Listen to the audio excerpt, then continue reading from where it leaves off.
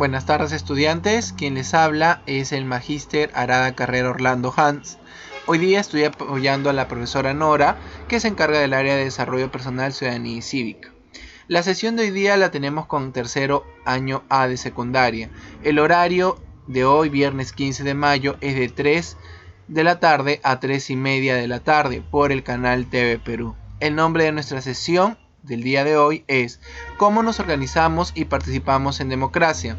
La competencia a desarrollar es convive y participa democráticamente en búsqueda del bien común. Al concluir esta sesión, ustedes van a tener que analizar el rol de nosotros como ciudadanos en una sociedad democrática.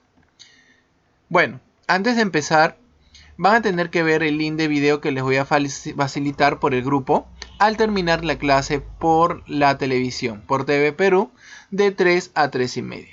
De lo que han observado de la clase de TV Perú, es decir, la media hora de clase más los 4 minutos del video para poder nosotros complementar nuestros conocimientos, van a desarrollar esas 4 preguntas.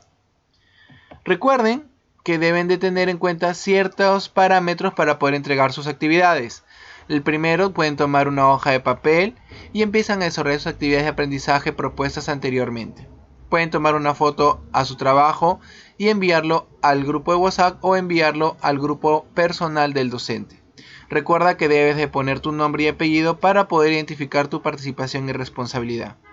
En cuanto termines de ver el video, puedes elaborar preguntas para reforzar los aprendizajes, como también resolver algunas dudas. Recuerda que estamos en un estado de emergencia nacional, por ello valoramos mucho tu participación y responsabilidad. Empezamos con esta parte que es la retroalimentación. Ya hemos dejado las 4 preguntas y vamos a profundizar un poquito sobre la primera pregunta. La primera pregunta dejada en las actividades de aprendizaje era: ¿cómo se origina la democracia en el mundo y cuál es su significado? Pues lo primero que tenemos que saber es que la democracia nace en Grecia, aproximadamente entre el siglo IV al siglo V. Quien la instaura por primera vez es el rey Pericles, de la polis o ciudad de Atena. La democracia en un inicio no era tan perfecta como ahora, tenía limitaciones. Por ejemplo, solamente podían dar opiniones o reclamos a aquellas personas que tenían las siguientes condiciones: ser adulto, tener una fortuna, haber tenido formación militar y sobre todo tener una fortuna. De no ser así, pues no tenías derecho a la participación de la democracia en Atenas. Esto excluía a los jóvenes, a las personas que no se habían inscrito militarmente, excluía a las mujeres y sobre todo a los esclavos. Número 2. ¿Cuál es el significado de la palabra democracia? Como habíamos dicho, la democracia se originó en Grecia, Atenas, por ende está en vocablos griegos. La palabra democracia se divide en 2 vocablos griegos: demos y kratos. Demos, que significa pueblo, y kratos, poder, es decir, el poder del pueblo, el gobierno del pueblo, el poder del pueblo para poder gobernarse. En cuanto a la segunda pregunta, ¿qué es la democracia participativa y cómo nosotros en calidad de ciudadanos estamos vinculados a esta participación? Pues, lo primero que tenemos que saber que la gran mayoría de países que pertenecen a la ONU, estamos hablando más de 60 países, pues tienen un tipo de democracia participativa.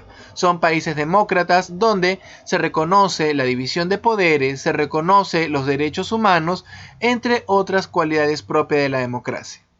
Además, la democracia representativa, que es la que se da en casi toda Latinoamérica, se trabaja de la siguiente manera. Es decir, la gran cantidad de población de un país escoge mediante voto popular a una persona que está como candidato para un puesto político. Por eso se llama democracia representativa. Nosotros escogemos a la persona que nos va a representar y va a tomar decisiones en el gobierno por nosotros. Es decir, el único momento en el cual nosotros tenemos participación netamente en la democracia, pues es en el voto o cuando tenemos otras circunstancias con el gobierno. Por ejemplo, al reconocerse derechos como el derecho de poder expresarnos libremente, el derecho de libre tránsito, el derecho de custodia de nuestra casa, etc.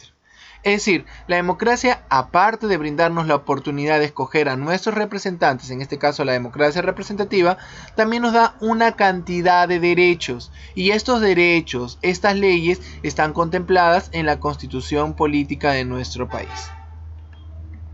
Pregunta número 3. ¿Cómo se han dado la evolución de los derechos a través de la vía democrática? Pues habíamos visto que la vía democrática, al nacer en Atenas por primera vez, en Atena, polis de Grecia, no era muy consolidada, por así decirlo. Es decir, tenía muchas faltas. Por ejemplo, el no voto de las mujeres, el no voto de las personas que no sabían leer ni escribir, el no voto de los esclavos, el no voto de los jóvenes, y solamente se atribuía pues a las grandes personas que tenían una riqueza, tenían un estatus social y sobre todo habían participado en guerras o habían sido entrenados para ellas.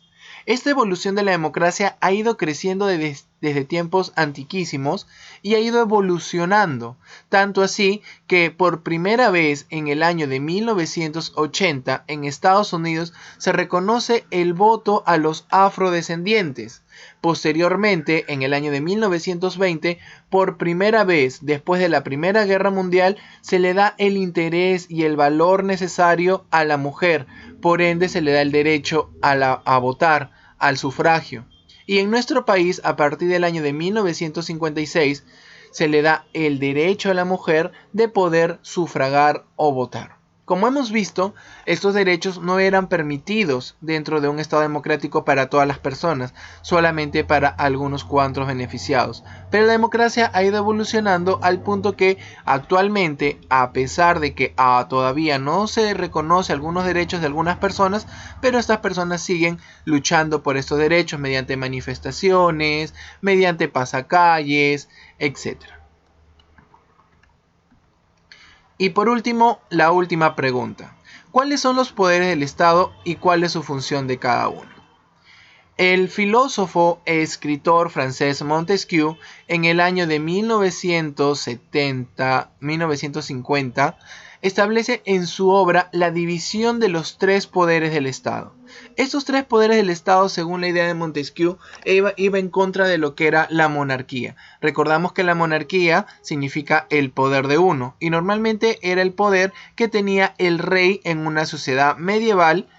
Entonces, Montesquieu establece la división de estos poderes para poder retribuir un poco más de poder a toda la población, y todo el poder que estaba centrado en una sola persona se divide en tres. Así tenemos en la mayoría de países con una democracia representativa estos tres poderes. El primer poder, el poder ejecutivo. En el poder ejecutivo observamos al presidente de la República, observamos a los ministros, a los consejos de ministros, al premier del país, que son los encargados de ejecutar la ley que establece el poder legislativo.